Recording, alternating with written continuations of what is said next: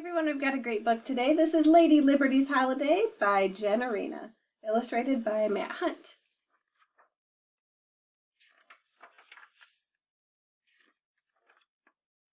Not long before 4th of July, Lady Liberty woke up feeling a little blue, despite being green. Year after year, she stood by New York Harbor, a torch in one hand and a tablet in the other.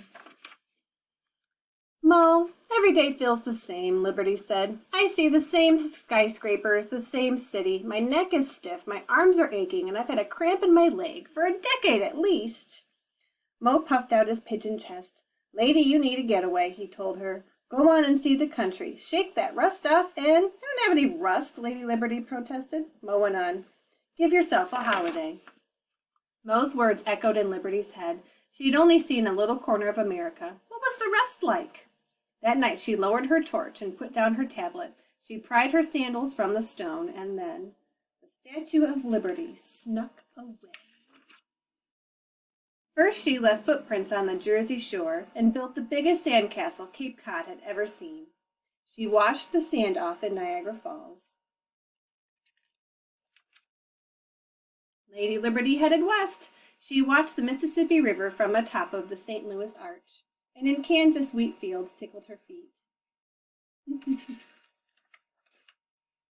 She even did some sightseeing in South Dakota.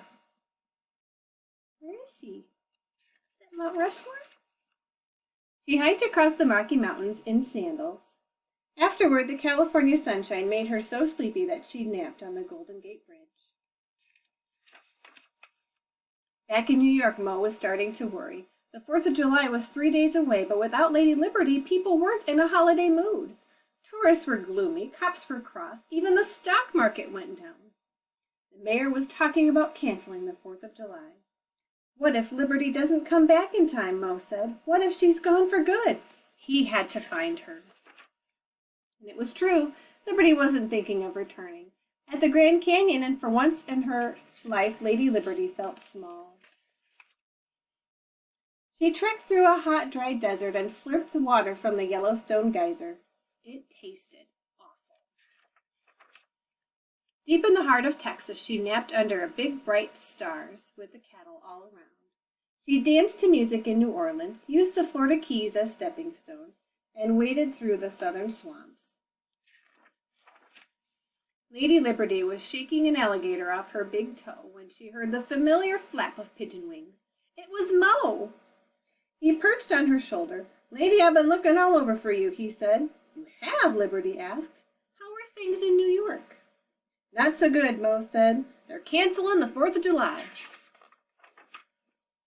Liberty bolted up as if she'd been struck by lightning. "Canceling the 4th of July? They can't." Mo nodded. "Nobody feels like celebrating with you. But the 4th of July isn't about me. It's about America," Liberty cried. "I've seen this country, the purple mountains, the shining seas, the bridges and buildings, and everyone should know how amazing it is and celebrate it." Mo fluffed his feathers. "Come back to New York," he said. "The mayor might change his mind." He didn't even get to finish. Liberty was already running north. At dawn, the sun shone on the copper dress of Lady Liberty in New York Harbor, where she had stood for over 100 years. That night, fireworks lit the sky, and people waved flags, sang songs, and shouted, "Happy 4th of July!" And Liberty was blue no longer. "It was good to get away," she told Mo, "but it's also great to be home."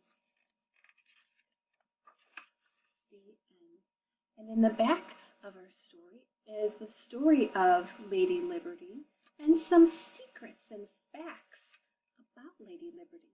For instance, did you know that Lady Liberty's nose is 4 feet 6 inches long? It's a pretty big nose. There's some other really cool facts here in the book that you can read if you come and check this out. All right, so we'll see you next time for another great story of the day. But until then, air hugs. Bye, friends.